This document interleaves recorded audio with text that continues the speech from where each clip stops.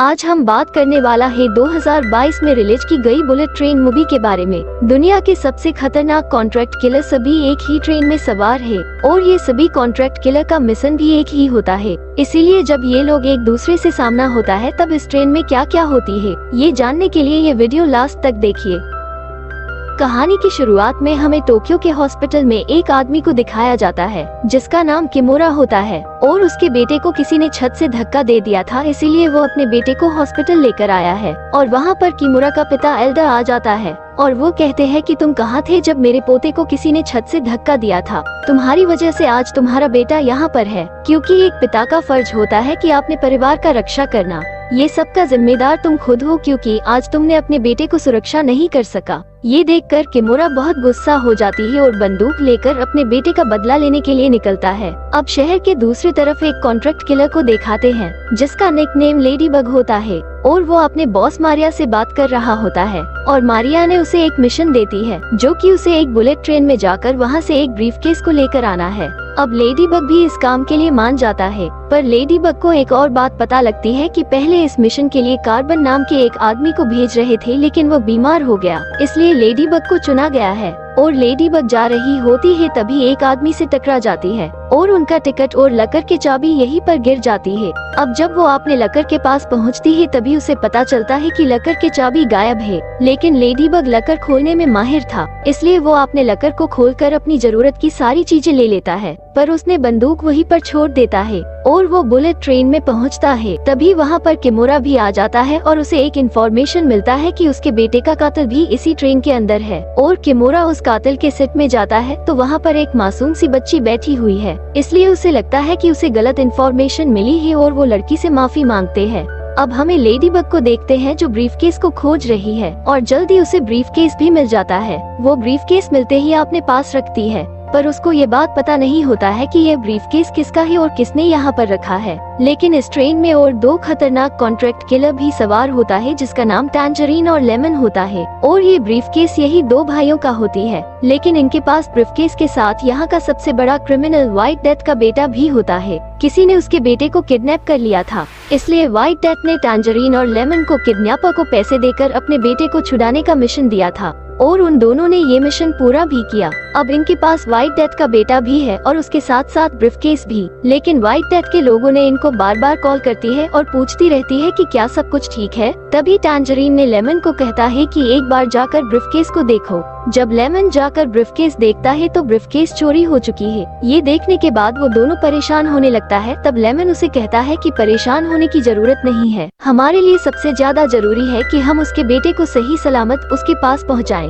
तब टैंजरीन कहता है कि शायद तुमको कहानी पता नहीं है। अब वो लेमन को कहानी सुनाता है। एल्डर एक वक्त में जापान का सबसे खतरनाक माफिया था, पर एक दिन उनके पास एक रसियन माफिया आया जिसने अपने ताकत से एल्डर का विश्वास जीत लिया और उसी दिन से वो एल्डर का सबसे खास आदमी बन गया। एल्डर का साथियों ने बार बार समझाते हैं कि वो बिल्कुल भी विश्वास का लायक नहीं है, लेकिन उसने किसी की भी बात नहीं माना। पर एक दिन व्हाइट डेथ ने एल्डर का पूरे परिवार को खत्म कर दिया और वहाँ का सबसे बड़ा माफिया बन गया। लेकिन हाल ही में एक एक्सीडेंट में उसने अपनी पत्नी को खो दिया, इसीलिए उसने ये काम हमें दिया है, क्योंकि अब व्हाइट डेथ अपने घर से बाहर नहीं निकलता है और उसने ये मिशन हमको इसलिए दिया कि बोलिविया में हमने बहुत ही खतरनाक काम किया था, इसलिए हमें इस काम को पूरा करना होगा। इसके बाद वो दोनों अपने सीट में वापस आता है। तभी वो देखते हैं कि व्हाइट डेथ के बेटे को भी किसी ने मार चुकी है और ये दोनों परेशान होने लगता है। तभी हम प्रिंस को देखते हैं जो कुछ वक्त पहले किमोरा को विवश किया था। अब किमोरा भी होश में आ जाती है,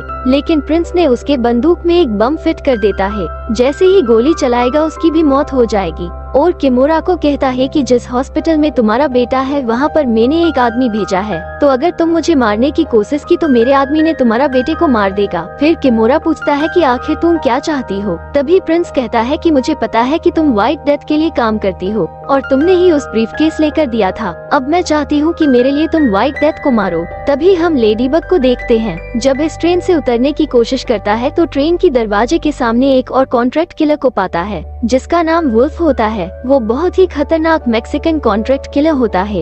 एक दिन उसकी शादी हो रही थी, तभी उसका शादी में किसी ने ड्रिंक में जहर मिलाकर सभी को मार देता है और उसकी गर्लफ्रेंड की भी मौत हो जाती है। तब से वो अपने गर्लफ्रेंड की मौत का बदला लेने के लिए उस कातिल को खोज रही है। तभी उसे भी एक इन्फॉर्मेशन मिलता है कि उसकी गर्लफ्रेंड की कातिल इसी ट्रेन पर है। इसीलिए उनको लगता है कि लेडी बग ही उनका कातिल है, इसलिए लेडी बग पर हमला कर देता है और ये दोनों एक दूसरे को मारने लगती है। पर लेडी बग को समझ में नहीं आ रहा था कि वुल्फ ने उसे क्यों मारना चाहता है। फिर वुल्फ ने लेडी बग को मारने के लिए चाकू फेंकता है, पर वो चाकू रिटर्न आके खुद को लग जाती है और वुल्फ वहीं पर मर जाती है। अब ट्रेन रोकती है और लेडी बग ट्रेन से उतरने के लिए जा रहे होते हैं, पर उसने लेमन को देख लेता है, इसलिए वो वापस आकर दूसरे दरवाजे से बाहर निकलने की कोशिश करते हैं। पर तभी ट्रेन के दरवाजे बंद हो जाती है और एक जोकर उसका ब्रीफकेस छीनने की कोशिश करता है, लेकिन लेडी बग ने उसे नीचे गिराकर वो वुल्फ के पास जाता है। अब लेडी बग का फोन टूट चुका है, इसलिए वुल्फ का फोन लेता है और कॉल करके मारिया को पूरी बात बताता है। लेडी बग आगे बढ़ रहा होता है, तभी उसे टैंजरीन को देख लेती है और वो छुप जाता है,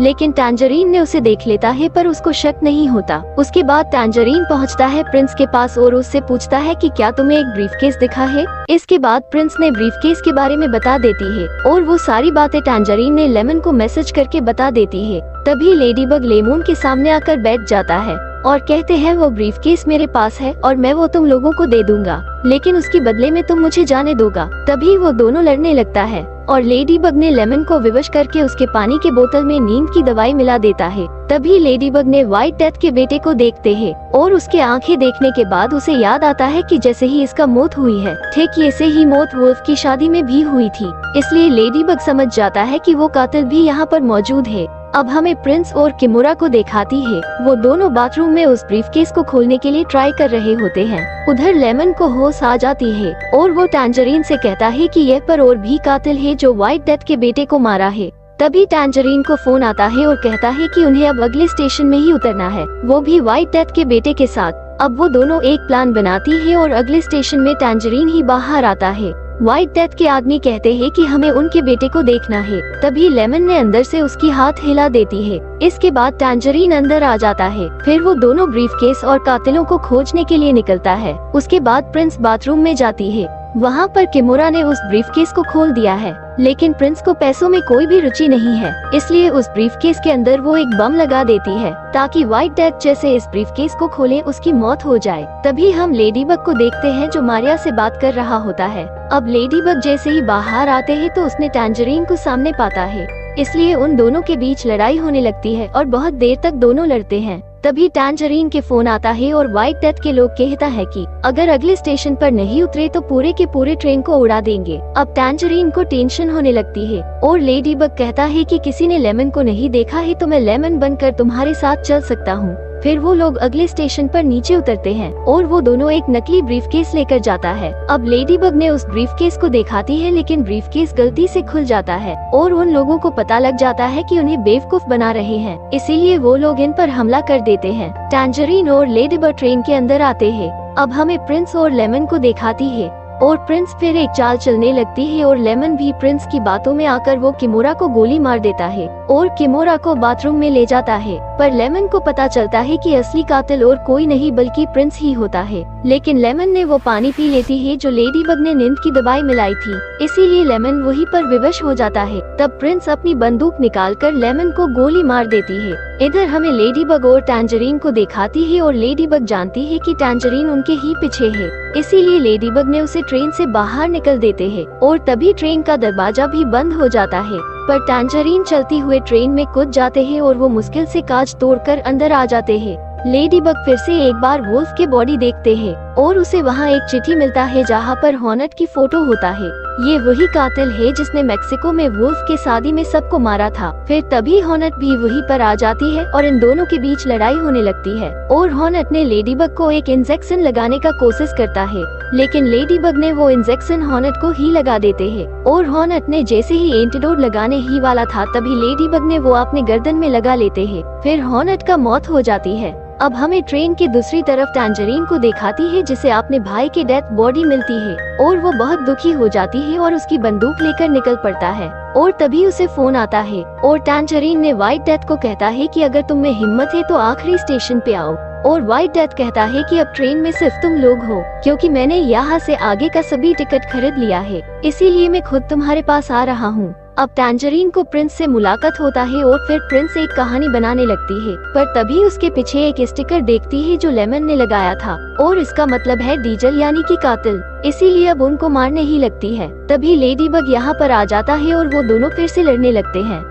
और यहाँ पर गोली चलती है जिससे टैंजरीन की मौत हो जाते है। अब लेडीबग अगली स्टेशन पर उतरने ही वाला था तभी प्रिंस के बैग ट्रेन के सीट में फंस जाती है और फिर से लेडीबग ट्रेन से उतरने नहीं पाते। तभी हम देखते हैं कि अब ये ट्रेन में एल्डर भी आ चुका है। अब वो प्रिंस के पास जाते हैं और उसे कहता है कि मुझे तुम्हारी सारी सच्चाई पता है, इसलिए तुम मेरे पोते को कुछ नहीं बिगाड़ सकती हो और मैंने भी एक बॉडीगार्ड को हॉस्पिटल में छोड़ा था जो तुम्हारे आदमी को कब का मार चुकी है। तो प्रिंस बताती है कि मैंने ये सब कुछ जानबूझकर किया था ताकि मैं चाहती थी कि किमोरा के हाथों से व्हाइट डेथ को मरवा सकूं। ये कहने के बाद प्रिंस वहाँ से चले जाती है और वहाँ पर लेडीबग आ जाता है। अब एल्डर उसे कहता है कि व्हाइट डेथ ने मेरा पत्नी को मार दिया था।